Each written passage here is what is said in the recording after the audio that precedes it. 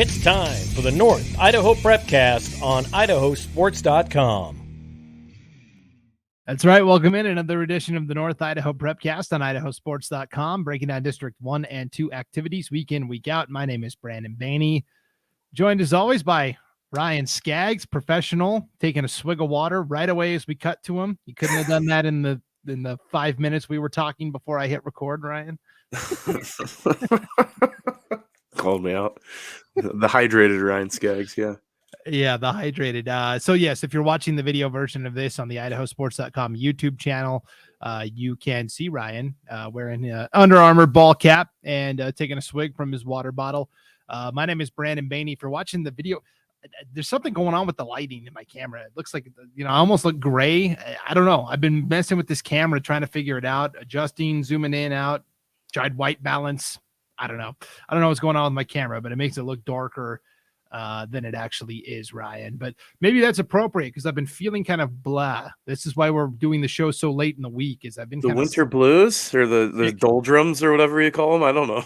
Yeah, I just been kind of sick the last couple of days and like kind of sore throat and then like just fatigue, like really bad fatigue, like completing simple tasks has been very difficult for me. I've been I like battled a sinus infection for like 2 weeks after Christmas, and then I got over it. Did the NIC game, like public address announcer last weekend, and then like literally Tuesday this week, I started feeling it coming back again. And I was like, I can't get over these constant sinus infection things, and so I went ahead and like changed out the furnace filters and everything. I try to do that pretty regularly, anyways, but using like the neti pot. Yeah, I won't go into details of that, but that's always a yeah, that's a fun ride, the neti pot. Yeah, that'll clear you out for sure. So yeah, anyways, so I'm a little more casual today. I am wearing my Lapway Wildcats hoodie because it's nice and warm. So it's a good quality sweatshirt. I mean, I like mine. I wear it to the gym. I'll wear it at the Croc Center. But it's a good sweatshirt. I appreciate, Coach shooting those our way. That was super awesome of Mr. Wynot to get us those hoodies and the booster club there at Lapway. So yeah, shout out to the Wildcats. Big thank you to everybody out in Lapway. I had to steal this back from my wife. You know how that goes, right? You have a hoodie and it becomes your wife's. You lose clothing and it disappears, and then you're like, oh, where'd this go? It was like it's in the washing machine randomly. You're like, I haven't seen this in like 2 weeks. Yeah, hey, old friend. So I had to steal it back from my wife, but I gave her another one, so it's all good.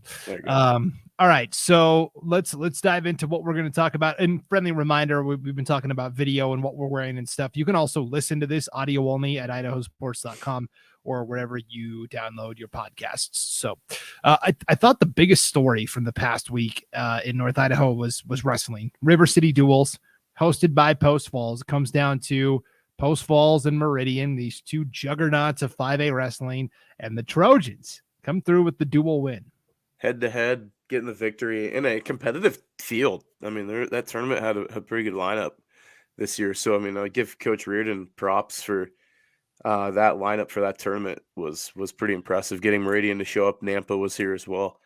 So like going through that, I mean, Post Falls, I said at the beginning of the year, I mean, I think they're criminally being undersold. I don't think they're going to get like the 24 kids to state like Meridian could possibly end up with, but they're going to get numbers. But the kids that they have are hammers, man. And they showed it in that lineup and beat Meridian in a pretty competitive duel on Saturday, which was exciting to see. But I mean, for North Idaho wrestling, that was pretty great. And dual meets are a little bit different, obviously, than tournaments. And people are going to say, like, Meridian beat them at Raleigh Lane. Yeah, you're right, they did. They're scored differently. So, head to head versus tournament, you might get more champions out of a lineup. Which gets you state championships in the tournament setting. But I would love to see a dual meet, like state tournament type situation. We talked about that in the Matt chat a few weeks ago.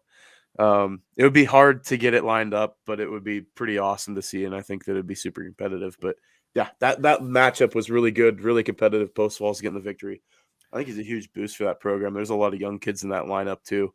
And then they're experience at the back end at the heavier weights is really showing up as well. Yeah, it was a really great weekend for Post Falls. And speaking of the Matt Chat Prepcast, that is our standalone wrestling podcast each week on IdahoSports.com. We do it live every Tuesday night at 8 p.m. 7 p.m. Pacific time. And we get fans, a lot of fans from Post Falls hop on and like to talk. And we got fans from all over the state that join the conversation. Among the topics this week on the Matt Chat Prepcast we talked about was maybe exploring, rotating state tournament sites, maybe up north to the Kibbe Dome in Moscow. I know they used to. The last time they hosted state wrestling was 1995, though, so it has been a while. I don't want to shoot anybody's hopes and dreams down. I mean, I was the head wrestling coach across the border in Pullman for a while, for about 5 years. And, we hosted a tournament in Beasley Coliseum one year. And I was like, man, it would be super great to see the Idaho State tournament back in the Kibbe Dome. And, I was good friends with the Moscow coach at that time too. And we had messaged somebody in the state in Idaho about the possibility of moving it up the ladder, and obviously talking to the facility staff at U of I. And there was a resounding no because of the Lionel Hampton Jazz Festival usually tends to fall on that same weekend. Now with the new arena, I don't know if that's going to be – I mean, it may open the door now that they host the concert in the ICC arena there on campus in Moscow. So that may open the door back up for state wrestling. I don't know. It'd be cool to see.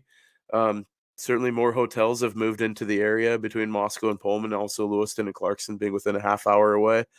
So yeah, there's, if the lodging continues to increase at the rate that it is in that area, I mean, down the road, I wouldn't be surprised to see some more state events in Moscow. Definitely. The other big topic we discussed on the Matt Chat Prepcast was bringing back the All-Star duels. Yeah. This was a big event that used to take place in Idaho where, top two guys and gals, regardless of classification, top two in the weight class, duke it out. Let's see what happens. That'd be sweet. Yeah, I'd love to see it. I mean, I would like to see a 4-person duel so you can have a round robin to get your champ, because I think you take the top 4. If you get top 2, there's some dudes getting slighted, or girls too, that are going to get slighted. A top 4 at each weight class, in my mind, it lets you spread the wealth from the, taking the state champs from each classification would make a ton of sense in some, some aspect. So, especially as competitive as 2A has been in the last few years, it would be cool to see something of that nature to make a comeback. An all-star duel would be great. I mean, hosting Coeur d'Alene, Christensen Gym at NIC is a mecca of wrestling in the state of Idaho. As far as, a cool confine that, you get the spotlight out in the middle of the mat or in the middle of the floor there. That'd be a cool spot to do it, or even hosting it in Moscow or somewhere else. I mean, you can rotate it obviously, but I mean, we can make that happen, I think, pretty easily. Yeah, no doubt. So last point on wrestling, and then we'll move to hoops. Of course, we come out with the weekly rankings, our team rankings, our individual rankings, where we're ranking the top 5 in each weight class, in each classification, boys and girls. We rank the top 5 teams in each classification, and then we do an overall top 5, regardless of classification. And the 5A fans were confused, right? Yeah, I was one of them. I was one of the ones that I was like, all right, so you got Post Falls ahead in the 5A, but they trail Meridian in the class ranking, like it didn't all class. It didn't make a ton of sense, but so in the 5A rankings, we have Post Falls ahead of Meridian, and then the all classification rankings, we have Meridian ahead of Post Falls, and basically we're chicken bleep. You know what? Because Post Falls, we're too chicken bleep to actually stick our neck out there and commit to one or the other. So we kind of split it just to say, hey, both are really good.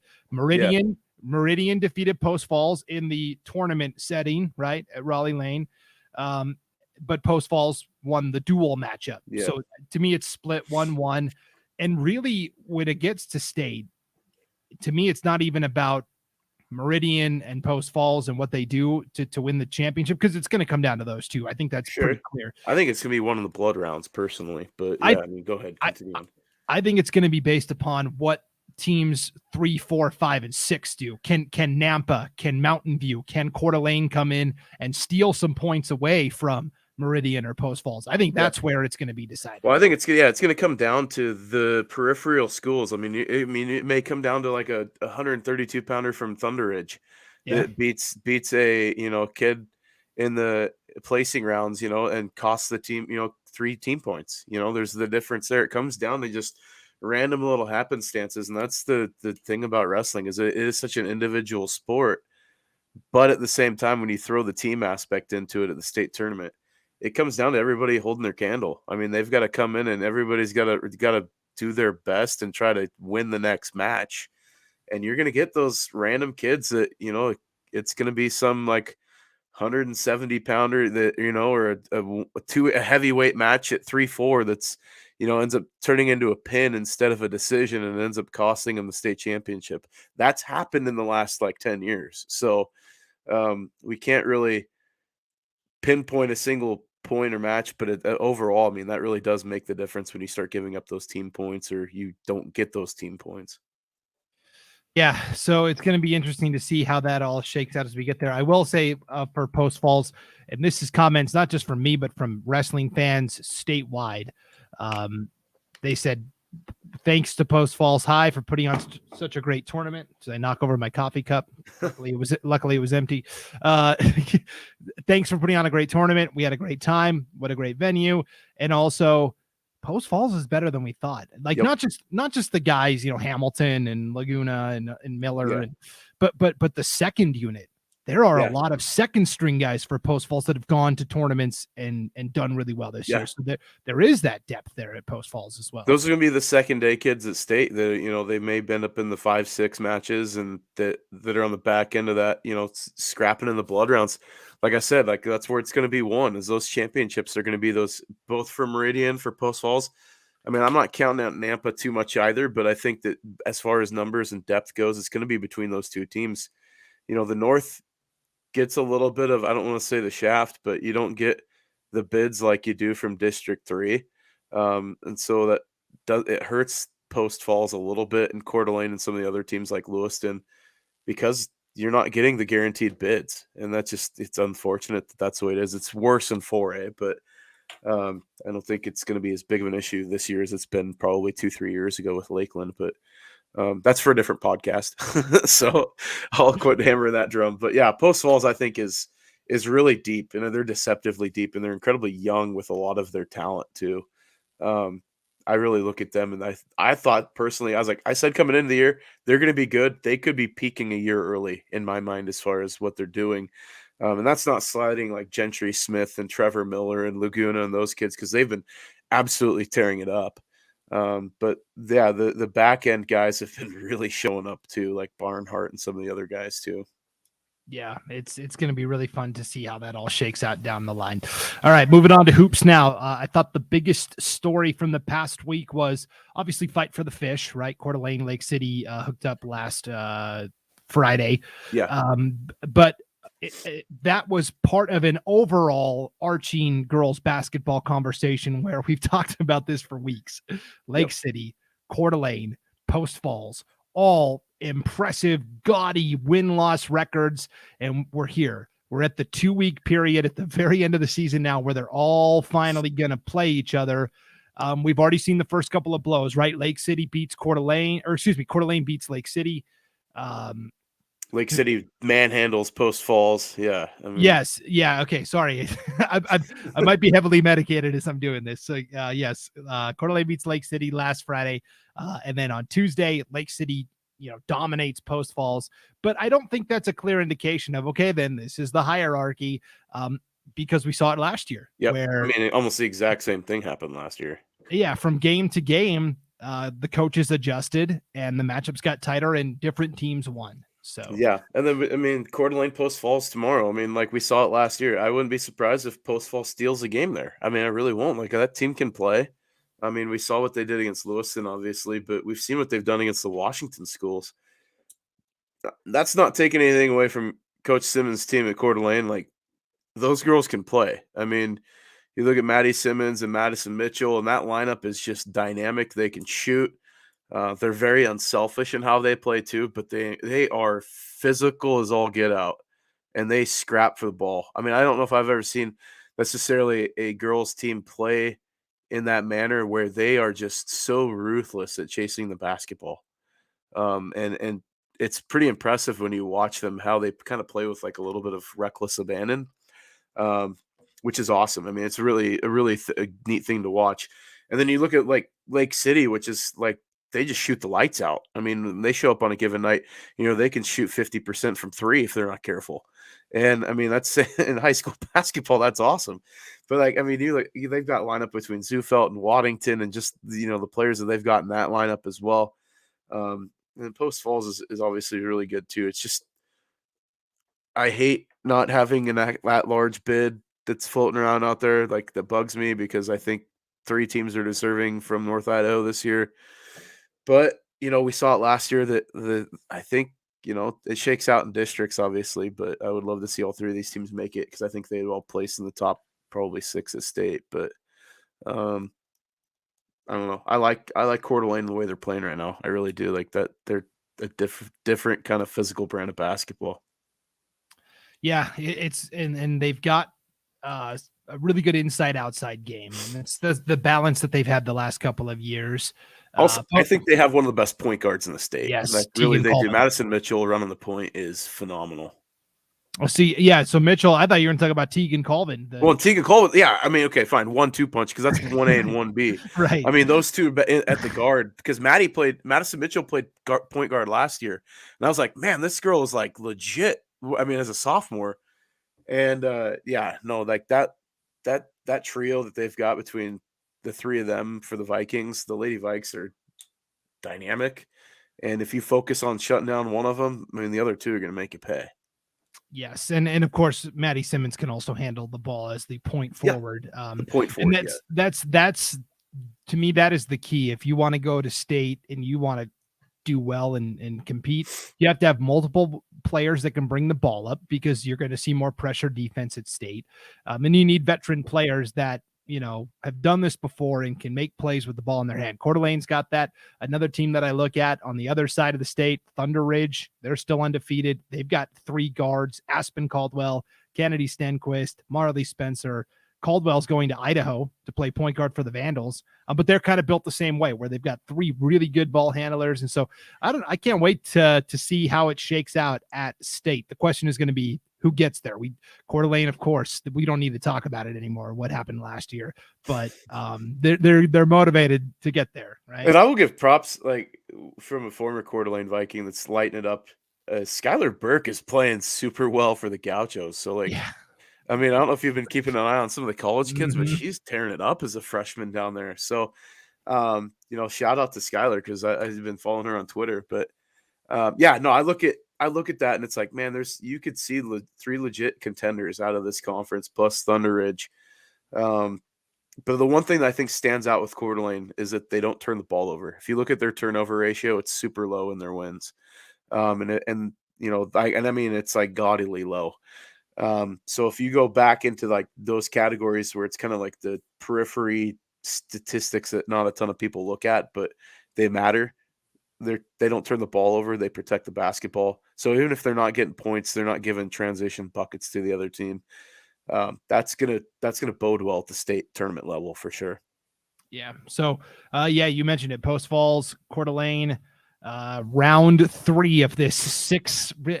Post Falls, their last 4 games are all against Lake City or Coeur d'Alene. It's, I don't know, interesting to say, because then they're going to face each other again at districts. It's almost feeling like the NBA. We got like a little best of 7 series. Yeah, almost. Yeah, it does.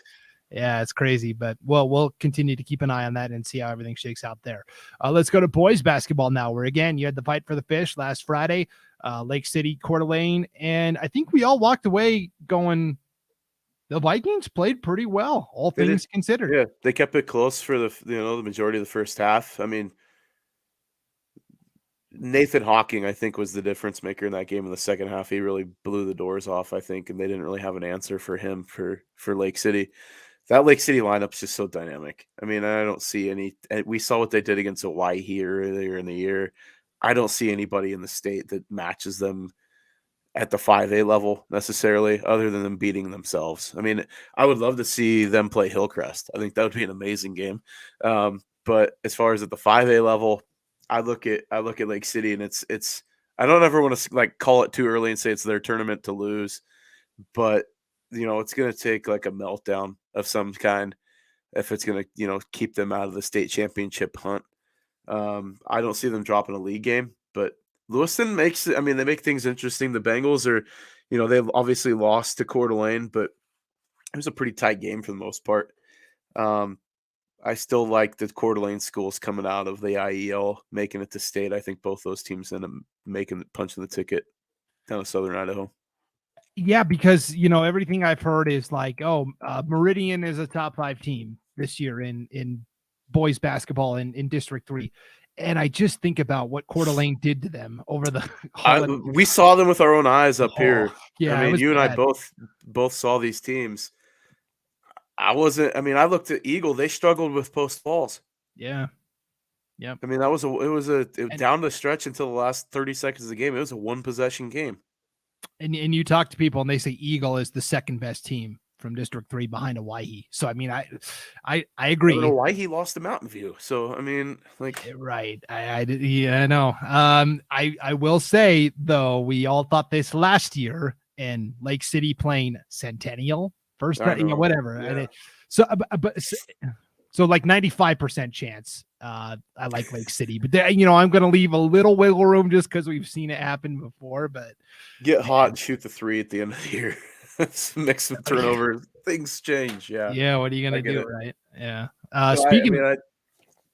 Look, it's not necessarily Colton and Blake that have changed as much. I think it's Zach Johnson as a defender for the T-Wolves, and then Nathan Hawkins' offense has stepped up. Both those guys, I think, have taken their maturation process has definitely raised their ceiling. I mean, and Colt Mitchell, I see him playing at a different level. Like he's a high D1 guard in my mind. I think that the Bengals are getting a criminal steal of the century by getting Colton Mitchell on the commitment there. So, but yeah, that's just my take on things and what I've seen. Yeah. It's going to be, I think we've made this joke before, so I'll apologize to the fans, but like ISU is going to be the lady from Happy Gilmore, Mister, please stay with our school. Like it's going to be. Well, yeah, I look at it's like yeah, no, man. I was going to make a Shallow Hal joke, but I don't know. Like, just out, he's out, like ISU's out kicking their coverage with Colton Mitchell, so that's my opinion. Yes, agreed. Okay, speaking of teams that are getting hot at the right time, how about the Kellogg Wildcats and boys hoops, man? They had a weird schedule, dude. They played at the Avista tournament, and then they didn't play for like 2 weeks, like literally 14 days. So everyone, kind of out of sight, out of mind. But then last week, on 3 consecutive nights, 3 home games, Thursday, St. Mary's, Friday, Grangeville, Saturday, Orofino. They win all 3. They are a perfect 4-0 through the first lap of league play. Now, 3 of those 4 wins came at home. They're going to have to go on the road and still prove they can win. But to me, the game on Thursday against St. Mary's was probably the most eye-opening. Yeah, and I mean, and they've had a difficult schedule too on the front end as well. I mean, you talked about the Avista tournament, but playing a few of the 4A schools and getting some wins. I mean, like they beat some big dogs. So I mean, that team I think is showing their moxie, and at the right time too. I mean, we know they've got athletes on that lineup too, but yeah, and in 2A, I think going down the classification, if it helped anybody, it helped. I mean, Kellogg's reaping the benefits from that. As we head towards district tournament time, things are going to get interesting. It was like we talked about Orofino was looking there undefeated for a minute. And I was like, well, let's call timeout and take a look at the schedule there. And, we'll wait 2 weeks and kind of make our judgment call based on that. They haven't had the best stretch lately. And I don't want to say like they are who we thought they were. But I think that, they've had a tough schedule and the teams that have been there are just solid. I mean, like you look at, they've been playing Camei, they've played Kendrick, who's playing out of their mind down at 1AD2.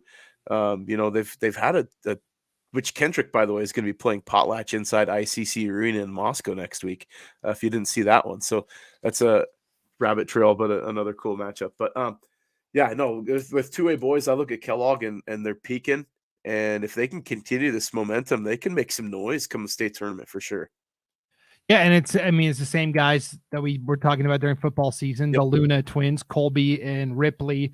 Over that 3-game winning streak, Ripley averaged 25.3 points per game. Colby averaged 15.7. So between the two of those guys, that's 40 points. Have you ever heard them talk? No. Have you ever talked to them? Uh-uh. It's like talking to men. I mean, like those guys they're different. I mean, they're specimens as far as athletic prowess. But it's like, they got that deep growly voice. I mean, they just sound like grown dudes. And I was gonna say it was like the benchwarmers where they show up with the $20 bill. It says like I'm 12. I look at them on the court or on the football field around some of these other high school kids, and they're just at a different level, man. I tell you, their athleticism between those two twins, the genetics passing that family, the genetics made every stop on the athletic gifting tree. Let's put it that way. The athletic gifting tree. I think that's what our podcast title is going to be. That's pretty good. And again, just like we talked about in girls basketball with Post Falls, Coeur d'Alene, and Lake City. Yeah. I don't don't some people mad for getting that team. I know, right? I don't think that. Okay, yep, Kellogg's winning the league. Mark it down, right? I still think St. Mary's.